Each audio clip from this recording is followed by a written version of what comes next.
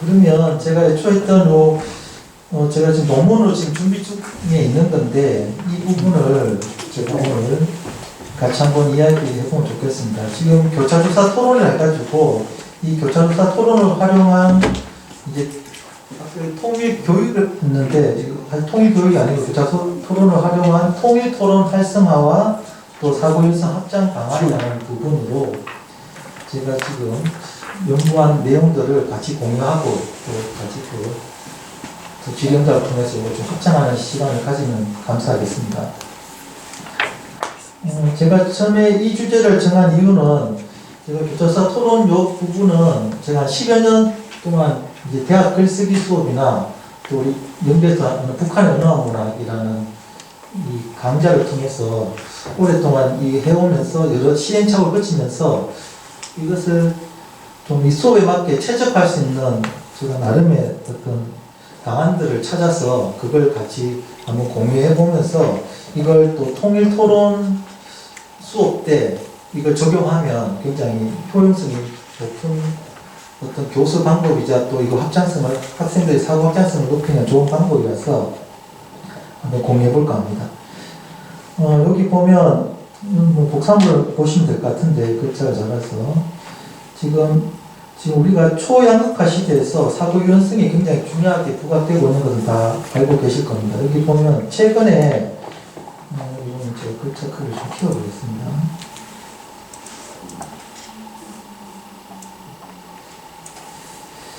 최근에 그 한 신문에 보면 그 최근 전국경제연합회가 OECD 가입 30개국을 대상으로 정치, 경제, 사회 분야를 종합해서 갈등지수를 산출하였습니다. 그래서 그 결과 한국의 갈등지수는 3위를 기록했고 또 전국의 갈등관리 능력은 그 30 중에 27위를 기록했습니다. 특히 경제 분야 갈등지수가 OECD 3위로 소득 불평등이 높아 갈등이 증가되고 있으며 사회 분야 갈등지수는 2위로 OECD 최상위권을 기록했습니다.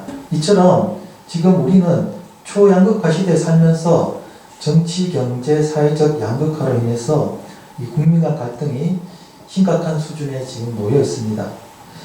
자, 특히나 이제 아까 우리 박준 선생님이 경제적 관점에서 얘기했지만 지금 경제적 양극화가 이것이 생각의 양극화로 더 확장이 되어가지고 여러분들 많이 언론에 보면 너무 이 생각 양극화가 너무 극단된 것 같아요. 진보와 보수, 뭐 보편적 복지, 선별복지, 아까 뭐 경쟁과 독점 이런 부분에서 자신의 어떤 기존의 어떤 가치관을 이제 가지고서 양극단에서 이렇게 하는 문제들이 심각합니다. 그래서 이런 부분들을 좀 완화할 수 있는 어떤 필요성이 제기가 되고 있는데 그게 저는 뭐 여러 가지가 있겠지만 좀 사고의 유연성이 좀 필요한 부분인데 이 사고의 유연성이라는 부분은 지금 오늘 살고 있는 융복합 사회나 또 이런 정보화 시대의 어떤 창의적 인재라는 부분과 관련해서도 이게 사고의 유연성, 사고의 연성화는 굉장히 중요한 부분입니다. 그래서 이런 부분들은 제가 여러분들 서론에 있는 부분들을 한번 읽어보면 어떤 사고의 유연성이 왜 이 시대에 필요하고 중요한 부분인지 이런 갈등 지수를 완화시킨 데도 필요하지만 또 이 시대를 어떤 적극적으로 살아가는 데 있어도 사고의 유연성이 굉장히 중요하다는 것을 서론을 통해서 한번 확인해 보시면 좋겠습니다. 그런 부분에서 제가 이제 이거 사고의 유연성을 확장시키는 여러 방법이 있겠지만 저는 그 중에서 이 교차조사 토론이라는 이 방법이 어떤 우리 뭐 지금 대학생을 대상으로 만드는 학습자에게 교차조사 토론을 적용해서 어떤 그 토론 수업을 진행하면 어떤 사고 유연성을 확장하는데 굉장히 제가 큰 효용성을 했다는 거고 지금 제가 작년 1학기, 지난 1학기 학생들 대상으로 설문조사를 해서 어떤 거기에 대한 어떤 유의미한 어떤 통계 결과들도 가지고 있습니다. 그래서 이런 부분들을 같이 한번 이야기해 보면 좋겠습니다. 흔히 교차조사 토론이 그래서 이런 부분으로 지금 제가 진행을 했고 그래서 지금 보면 이 교차조사 토론 관련해서 선행 연구들이 꽤 많이 언급되고 있는데 이런 교차조사 토론 선행 연구들은 이제 그 교차수사 토론을 어떻게 이제 효과적으로 할 건지 교수 방법에 좀 초점을 두고 이렇게 연구되고 있는데, 저 같은 경우는 이런 교차수 토론을 교수 방법에 좀 집중하기보다는 이 교수 방법을 통해서 어떻게 학습자의 사고 연승이 확장되었는지 그 확장의 효능성에 대해서 좀 검증하는 부분으로 제가 좀 초점을 두고 진행한 것이 어떤 선행 연구들과 좀 차이점을 할 수 있겠습니다. 그래서 뭐 이어서 우리가 2장으로 가면 이제 교차조사 토론과 사고 유연성의 상관관계라는 부분이 있는데, 여기 뭐 이 부분을 제가 첫째 단을 한번 읽어보겠습니다. 이 교차조사 토론은 뭐 들어보신 분도 계시고 처음 듣는 분도 있을 텐데, 흔히 우리나라에서는 뭐 세다 토론이라고 뭐 이니셜 그냥 그대로 읽어 세다 토론이라고 하는데, 실제 이것은 교차사 토론, 직역하면 교차사 토론이 가장 적합한 명칭인데, 이 교차사 토론은 1947년 미국 토론학회가 전국 대학생 토론대회를 주관하면서 관심을 끌게 되었고, 그리고 1971년 미국 사우드웨스트 교차사 토론협회가 설립되면서 기존 토론 방법에 교차사 토론 방식이 추가되어서 이 교차조사 방식이 대표적인 토론 형식으로 정착되었습니다. 그래서 교차사 토론의 가장 큰 특징은 이 토론의 절차에서 교차조사, 즉 상대편 주장의 허점을 밝혀내는 방식으로 질문하는 단계라 할 수 있습니다. 그래서 상대 주장 검증하기라고 할 수 있는데, 이 때문에 일방적 전제하에 주장하는 것이 아니라 주고받기식의 경청과 토론을 이끌어내는 역할을 하게 된다는 것이 이 교차조사 토론이 가지고 있는 특징이라고 할 수 있겠습니다. 여기 보면 좀 더 불설명이 여기 표가 있는데, 제가 표를 한번 가지고 제가 간단히 설명을 드리겠습니다. 이거 하기 전에, 이 교차조사 토론이 사고 유연성과 관련 있는 부분은 뭐냐면, 우리가 일반적인 토론은 어떤 논쟁적인 주제가 있다면 그 주제에 자신 하나 입장을 선택하잖아요. 그 하나 입장을 선택해서 거기에서 이제 그 주장을 합리화할 수 있는 합리적 근거를 들어서 자기 주장을 합리화시켜 나가지 않습니까? 그런데 이 교차조사 토론은 그 자기 하나 입장만 고수하는 게 아닙니다. 토론대회 형식으로 이게 설계가 되어 있는데, 토론대회를 한다면 우리가 뭐 8강전, 뭐 4강전, 결승전이 있다면 매마다 찬성과 반대로 제비뽑기를 합니다. 제비뽑기를 해서 만약에 내가 8강전에서 찬성의 제비뽑기를 했으면 거기서 이제 토론을 하죠. 찬성 입장에서. 그런데 8강전에서 승리해서 4강에 진출하잖아요. 4강에서 제비뽑기를 해서 만약에 반대를 뽑으면 또 반대 입장에서 자기 주장을 합리화하는 과정을 갑니다. 그럼 이 교차조사 토론을 잘하려면 어느 한 입장만 이해해서는 안 된다고요. 양쪽의 입장을 모두 다 이해를 해야지 어느 걸 뽑더라도 거기에 대해서 자기 주장을 잘 펼칠 수 있다. 그러다 보니까 이 교차조사 토론은 이제 나는 내 기본 입장은 찬성의 입장이지만 이 토론을 잘하려면 이제 반대 입장에 대한 입장도 잘 이해하고 거기에 대한 어떤 합리적 근거도 잘 하고 있어야 돼요. 그럼 이런 과정들을 통해보면 나는 찬성 입장이지만 이제 반대의 관점에서 토론을 하는 과정 속에서 반대 입장에서도 이런 합리적 근거들이 있구나. 이런 토론의 과정 속에서 이제 그 사고의 이제 확장이 일어나는 거죠. 사고의 확장이 일어나면서 결국에는 이런 토론 과정 거치면 말 그대로 사고가 일상화되어서 애초 나는 찬성 입장에 있었지만 어떤 친구들은 그거 다르게 마지막에는 나는 반대 입장을 180도 바꾸는 친구들이 있어요. 있고 또 어떤 경우는 나는 찬성 입장 그대로 유지하지만 어떤 반대 입장을 상당수 수용해가지고 어떤 절충점을 찾아나가고 대안점을 찾아나가는 과정으로 어떤 사고의 확장들이 일어나는 제가 경우를 봤습니다.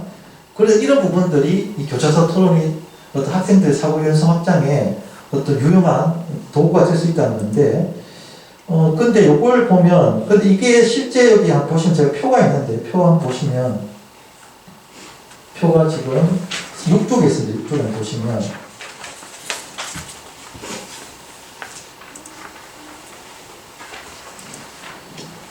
실제 이 교차조사 토론 원본은 이 왼쪽 겁니다. 왼쪽 건데, 근데 이 실제 교차조사 토론의 그 원본을 가지고 실제 대학 수업에 진행을 하면 제대로 진행이 안 돼요. 그래서 요걸 제가 오른쪽의 방식은 제가 응용해서 이렇게 만든 방식인데 요걸 한번 참조해보면 일단 이 원본과 응용본의 차이는 일단 시간의 차이입니다. 이 본래 원본의 교차조사 토론의 방식은 총 80분이 소요되게끔 이렇게 설정되어 있습니다. 설정되어 있는데 요 응용본은 제가 이거를 수업시에 맞춰서 30분으로 조정했습니다. 30분으로. 30분 조정의 차이가 있고 또 하나의 차이는 뭐냐면 지금 여기 보면 이 찬성 측이 먼저 입론을 펼치면 바로 반대 측이 바로 이어서 교차조사를 이어갑니다. 그래서 이게 입론과 교차조사가 찬성과 반대가 서로 지그재그로 이렇게 이어지는데 요 응용본은 이 입론과 교차조사를 분리해가지고 이렇게 진행이 됩니다. 요런 차이가 있는데, 요런 차이가 있는 이유는 뭐냐면, 첫 번째는, 일단 여러분들 그 입론과 교차조사 반론을 아셔야 되는데, 이게 기본, 이 교차조사 토론은 크게, 잘 안 보이겠지, 여기 보면, 입론과 교차조사, 이렇게 반론으로 이렇게 크게 구성되어 있습니다. 그래서 입론은 뭐냐면, 그리고 이게 2대2 토론입니다. 찬성 측 2명, 반대 측 2명. 이렇게 해서 2명이 번갈아 가면서 각각 입론을 각각 하고 교차조사를 하고 반론을 합니다. 그래서 2명이 같이, 그죠? 찬성 1이 입론하면 또 찬성 2가 또 입론하고 또 찬성 1이 교차조사 1을 하면 또 반대, 이제 다시 이렇게 각각 2번씩 번갈아 가면서 입론, 교차조사, 반론하는데 요 입론은 뭐냐? 입론은 말 그대로 자기 입장을 합리적 근거를 들어서 주장을 하는 부분이에요. 주장하는 부분. 이 부분은 기존 토론과 동일한데, 이 교차조사가 기존 토론과 좀 다른 부분인데, 이 부분은 뭐냐면, 상대 측이 입론한 내용을 잘 듣고, 상대편이 입론한 내용에 한정을 들어주고, 반대 상대 측이 입론한 내용을 가지고, 거기에 대해서 논리적 허점을 찾아서 문제를 제기하는 게 교차조사입니다. 근데 교차조사를 잘하려면, 상대 측 입론의 논리적 허점을 찾아야 돼요. 찾아야 돼서 거기에 대해서 합리적으로 어떤 문제를 제기해야 돼요. 즉 질문하는 겁니다. 문제를 제기하는 부분. 그리고 마지막 세 번째 단계 반론은 이제 상대 측에서 문제 제기를 받잖아요. 그 받은 부분에 대해서 이제 거기에서 반론을 제기하는 겁니다. 반론을 제기하면서 이제 이걸 마지막이기 때문에 마무리 발언까지 하는 부분으로 이렇게 입론, 교차조사, 반론이 이루어집니다. 근데 입론, 교차조사, 반론이 이루어지는데 요 토론 대회 형식에서는 이 찬성, 즉 첫 번째 토론자가 먼저 입론하면 이어서 반대 측 두 번째 토론자가 바로 교차조사를 합니다. 그런데 실제 이걸 수업에 적용하면 학생들이 제일 어려워하는 게 교차조사입니다. 교차조사 실제 보면 입론은 미리 준비한 자료를 가지고 주장을 하면 되거든요. 준비한 자료를 주장하면 되는데 교차조사는 상대 측이 어떤 내용을 가지고 입론할지 모르잖아요. 바로 즉석에서 그 입론의 내용을 듣고 거기에 대해서 논리적 허점을 찾아서 문제를 제기하는 게 굉장히 어려워요. 그거는 순발력도 있어야 되지만 그 상대 측에 대한 어떤 주장이나 근거에 대한 충분한 이해가 있어야지 바로 즉흥적으로 듣고 거기에 대해서 바로 질문하고 문제 제기를 할 수 있는 거거든요. 아까 박경 선생님도 발표를 했지만 거기에 대한 충분한 내용적 이해가 없으면 바로 질문하는 게 어렵거든요. 그래서 학생 교차조사가 굉장히 어려워요. 근데 이거 대회에서는 이것은 학생들의 어떤 그 참가자들의 어떤 변별력을 나눠서 평가를 해야 되는 거기 때문에 바로 이렇게 입론하면 바로 교차조사를 바로 하게끔 이렇게 설정돼서 이거는 변별력을 키우기 위해서 토론되어 있지만 이걸 실제 수업에서 적용하면 학생들이 바로 교차조사를 하면 못해서 이걸 좀 응용해가지고 먼저 찬성 측 1이 입론하면 다시 반대 측 1이 입론하고 찬성 측 두 번째 토론자가 입론하면 하고 이렇게 먼저 입론한 다음에 작전 시간을 줘서 이 교차조사를 할 수 있는 준비 시간을 좀 줍니다. 준비 시간을 주면서 좀 더 시간 여유를 두고 그런 다음에 다시 지그재그로 그 상대 측 입론에 대해서 교차조사를 하도록 합니다. 이렇게 하면 훨씬 상대적으로 학생들이 바로 교차조사 하라고 하는 것보다 조금의 시간 여유를 두고 교차조사를 하려면 좀 더 이 교차조사를 더 잘할 수 있습니다. 그래서 이렇게 응용을 한 겁니다. 이거는 수업에 맞게끔 응용한 겁니다. 그 나머지 이제 반론 부분은 동일합니다. 동일하고 이 시간을 조정한 거는 이거 80분은 우리가 일반적으로 대학 1차시 수업이 50분 아니면 75분이잖아요. 50분, 75분에서 이거 80분짜리로 운영하기 어렵습니다. 어렵고 실제 또 학생들에게 발표시켜도 인론을 8분 주고 하라는 못합니다. 이 3분의 시간을 줘도 이 3분을 활용하지 거의 잘 없어요. 보통 한 2분에서 끝내. 어떻게 하든 3분 하도록 하는 건데, 그래서 실제 수업에서는 이 인론을 3분 주고 교차수사 반론을 2분씩 줘도 시간은 충분합니다. 실제 해보면 학생들에게 충분한 시간이 되기 때문에 요거 시간을 이렇게 줄여서 30분 하면 뭐 50분이든 75분 수업이든 우리가 30분으로 운영하면 한 토론을 돌릴 수 있어요. 그 전에 뭐 출석 호명도 해야 되고 이 토론하기 위한 테이블 준비도 해야 되고 또 학생 준비 시간도 줘야 되고 이렇기 때문에 한 요걸 30분을 했을 때 뭐 50분 수업이든 75분 수업이든 이렇게 좀 여유있게 토론을 진행할 수 있습니다. 그래서 이렇게 제가 여러 가지 시행착오를 거친 끝에 이렇게 수업에 맞는 어떤 교차수사 토론 응용으로 이렇게 진행을 실제 했습니다. 했고, 제가 실제 뭐 이 통일 토론 대회를 진행해 본 적도 있는데 통일 토론 대회에서는 요 원본대로 합니다. 원본대로 하는데 요 수업에서는 요 응용으로 하는 것이 더 효과적이라는 말씀을 드립니다.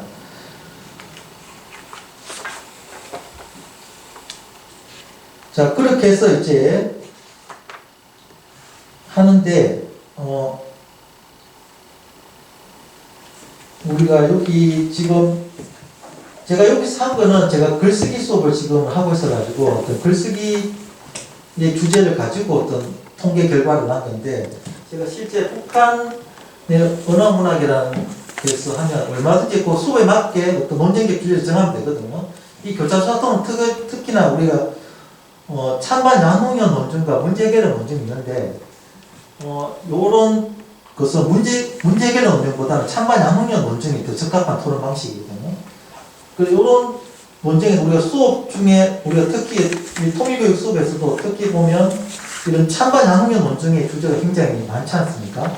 그래서 이것들도 이렇게 응용하면 돼요. 만약에 우리가 이게 통일교육과 관련된 부분이라면, 통일 비용과 분담 비용 간에 어떤 그 비용의 어떤 논쟁이 있지 않습니까? 이러면 이렇게 논쟁의 주제를 정하면 되는 겁니다. 만약에 이렇게 합니다. 통일 비용이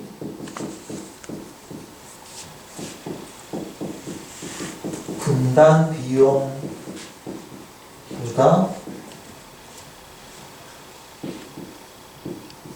이렇게 적다, 이렇게 하는 거죠.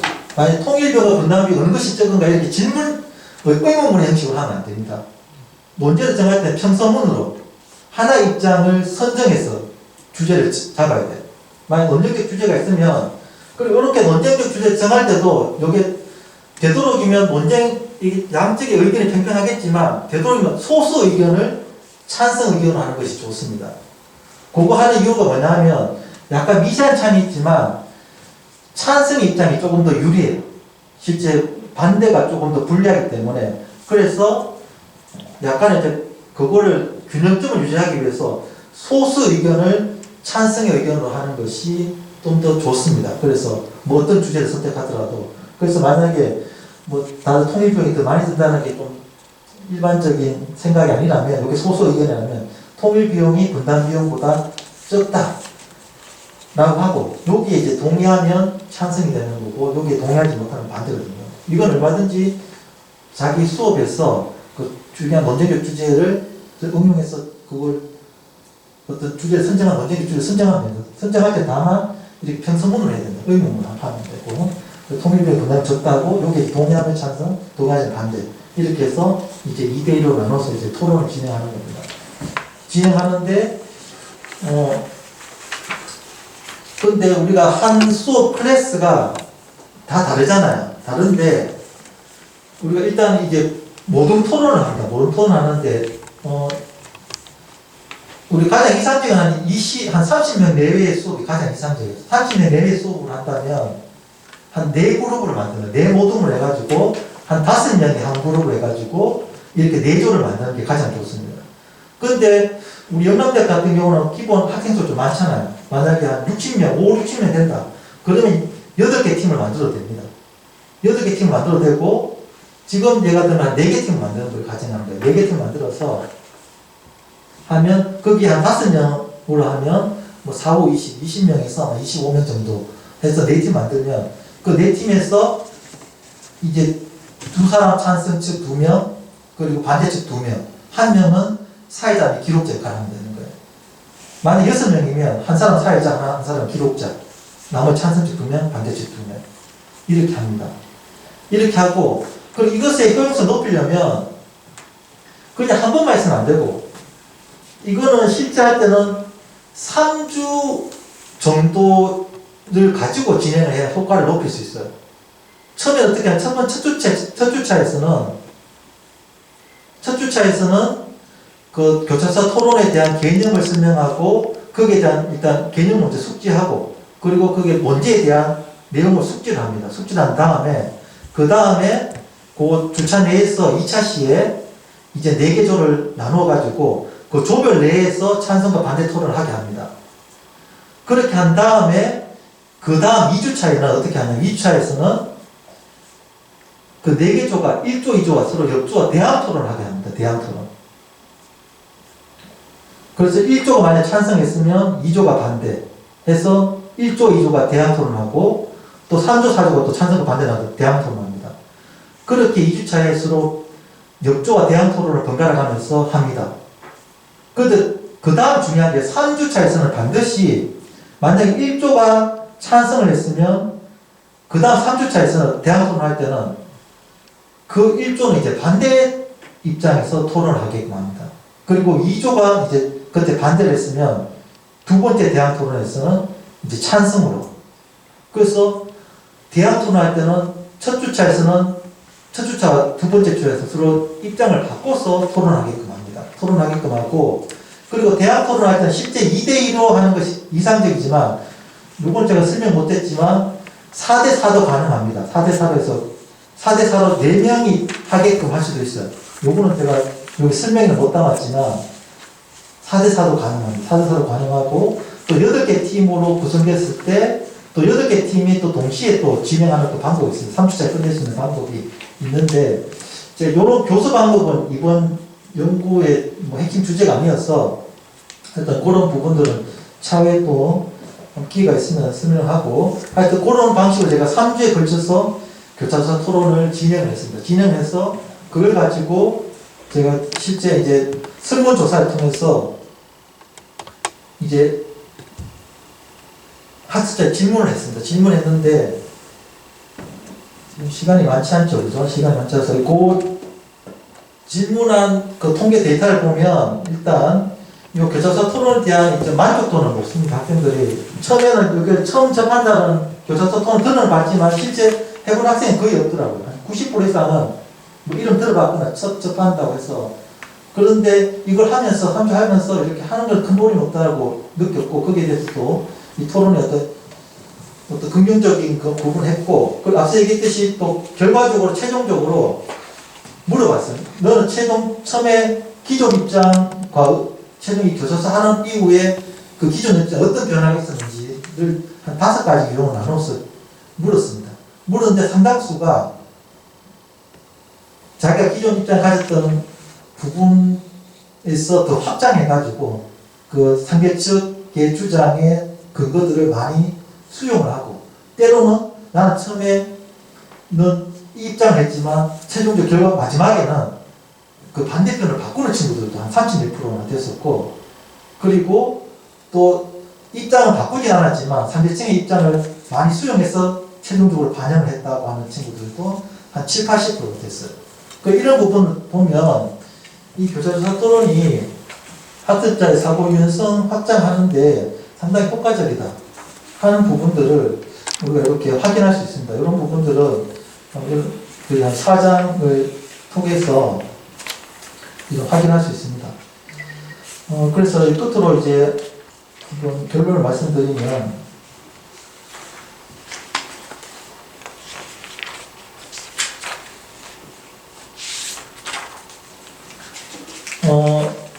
한번 그냥 일론불로 그냥 마무리하겠습니다. 자, 본 연구는 교차 토론을 활용한 어떤 수업의 효용성과 학습자의 사고 연습 확장 효과를 검증하고자 했습니다. 실제 여기서 글쓰기 강의에서 학습자들을 대상으로 이 설득적 글쓰기와 연계하여 교차서 토론을 시행하였고 그 관련성을 알아보기 위해 설문조사를 실시하였습니다. 그래서 교차서 토론은 상대 주장을 검증하기 위해 주고받기식의 교차조사가 가장 큰 특징이며 찬반 토론 주제 중 하나의 입장만 고수하지 않고 찬성과 반대 입장 모두를 잘 이해해야 하기 때문에 이러한 토론 방식이 사고의 유연성 확장과 관련이 있음을 밝혔습니다. 그리고 설문조사의 결과에서 교차조사 장점이 잘 드러났는데 학생들은 교차조사 토론을 통해서 교차조사 토론을 시행한 후에 만족한 편이었고 이에 대한 긍정적 반응도 보였습니다.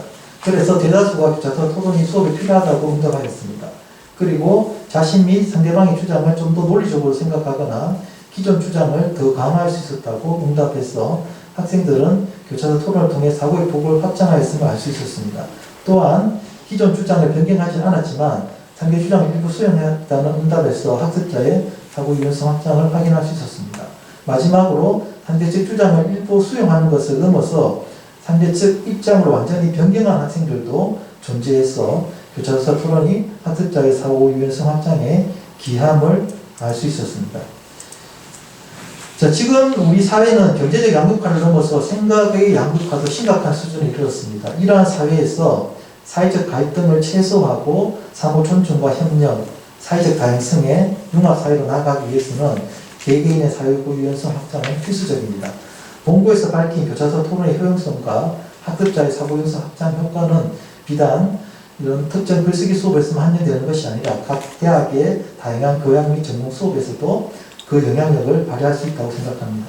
그리고 이러한 효과를 확대하기 위해서 교차서 토론 진행 방법을 잘 이해하고 각 대학 수업 특성에 맞게 잘 응용한다면 학습자의 사고 연습 확장에 크게 기여할 수 있을 것이라고 생각합니다. 이러한 학습자의 사고 연습 확장은 융합화 시대와 인공지능 시대가 요구하는 창의적 인식상에도 부합하기 때문이라고 생각합니다. 이걸로 제 발표를 마치도록 하겠습니다.